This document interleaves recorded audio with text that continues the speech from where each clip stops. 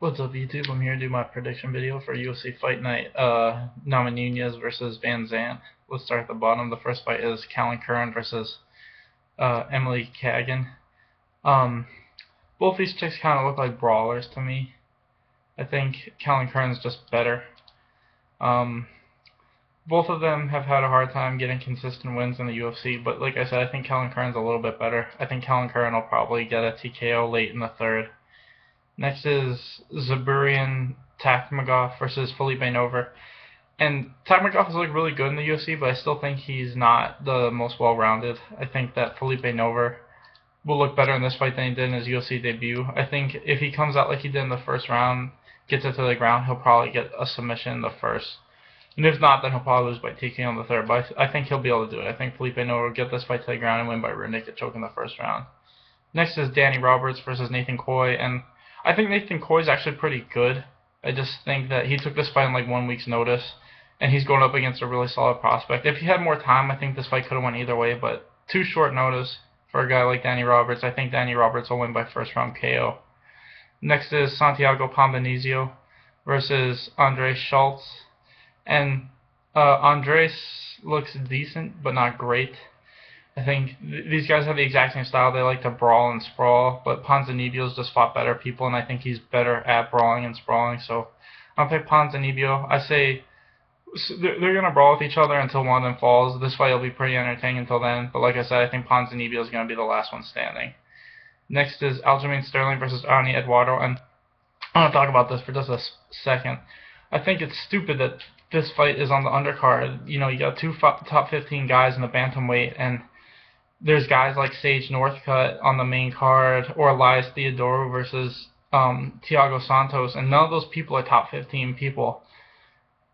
And, you know, I've never believed the UFC when they say we have the main event for the prelims, but even if you were going to use that in this instance, this isn't even the main event of the prelims. This is in the middle of the prelims, so this is the stupidest thing I've ever seen. This should honestly be the co-main event. This honestly could be the main event. I mean, I'm just saying, this is, you know, Aljamain Sterling is like number 5 versus number 10. This should at least be on the main card. But I think this is pure striker versus grappler. I think Sterling will be able to hit takedowns and eventually win by submission. I'm just saying it bugs me seeing them this low on the card.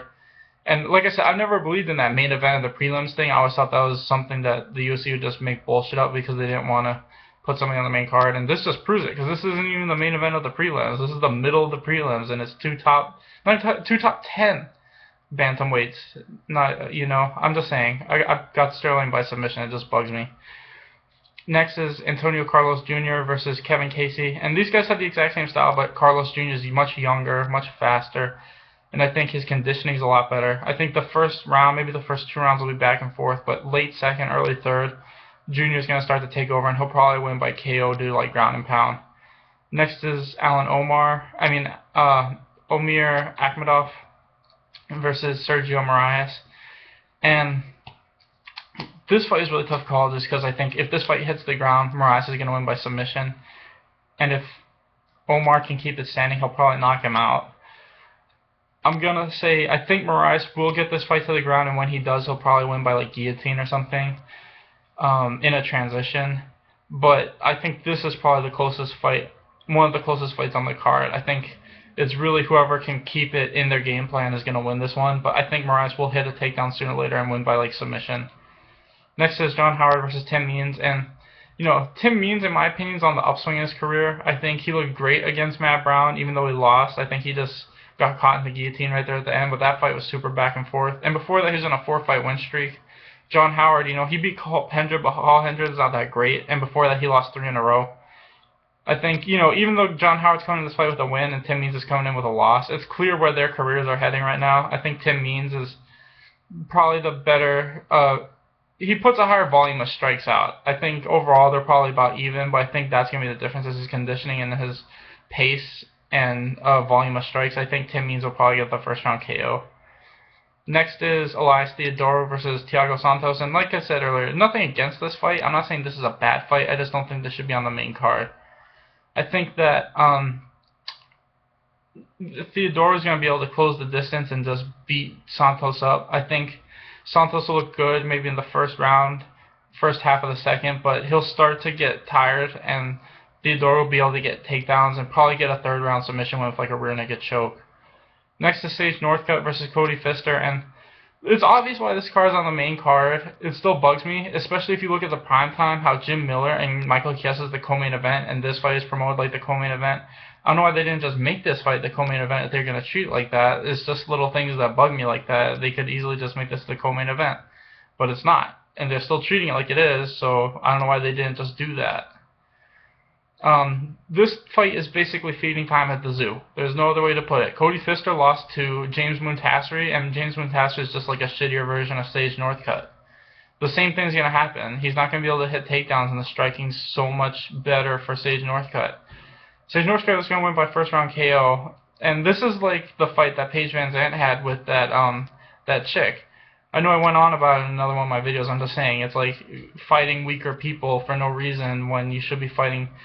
You know, I feel like Sage Northcutt should have fought KJ Noons. I mean, KJ Noons, I felt like he probably still would have won that fight, but it would have been at least an entertaining fight. And you know what I mean? Who wouldn't have wanted to see Sage Northcutt versus KJ Noons? That would have been a real fight. This is just feeding time at the zoo. So, just saying, this fight looks boring as hell because Sage Northcutt is going to win by first round KO. Next is Jim Miller versus Michael Chiesa, and just like I said with Tim Means and John Howard, I think Jim Miller hasn't looked great in his last couple fights. And Michael Chiesa has been looking better and better in all of his fights. So I think these guys have the same style. Jim Miller's probably a little bit better of a striker, but like I said, I think Michael Chiesa has just been looking better and better since that loss to Jorge Masvidal. And I think Michael Chiesa will probably get a split decision win here. I think it'll be a super close fight, and this is my pick for fight of the night. But like I said, I think these guys have the same style, but picking Chiesa by just a hair. And last is Paige VanZant versus Rose. And this fight, I'm glad is happening, because this feels like a real fight. I don't know who it was before. I think it was Joanne Calderwood, which I think favored Paige VanZant, in my honest opinion. This fight doesn't favor Paige VanZant. This is a real fight. This is what I'm talking about, where, you know, I don't know who's going to win this fight. I think it could go either way. This is, you know what I mean? These fights are more entertaining than just, you know, feeding time at the zoo. I'm going to pick Rose. I think that Paige VanZant's biggest weakness is her jiu-jitsu, and Rose's biggest strength is her jiu-jitsu. I think striking-wise, they're about even. I think Rose is just a little bit more technical. I think when this fight hits the ground, Rose will be able to pull off a submission, and that's why they didn't want to give her fights like these, because they want to promote, and that's why they're giving Sage Northcutt easy fights, because they want to promote these guys. They're not giving them the KJ Noonses, and like I said, they picked Rose because they wanted a top 5 person, but I think this is a bad stylistic matchup for her, in all honesty. I think Rose is going to win by submission, and you know, we're going to see that she's good, but not great. So, anyway, thanks for watching, guys. Please like and subscribe. And I know that there's 2 other cards this weekend. I'm going to do my 194 predictions tomorrow. And then I'm going to do my Ultimate Fighter finale predictions on Wednesday, because the last episode is on Wednesday, so the card isn't finalized yet. And for those of you who didn't know, there's 3 cards coming out this weekend. There's one on Friday, Saturday, and Sunday, I think. The whole weekend there's fights. So thanks for watching, guys. Please like and subscribe, and look out for my other videos coming out.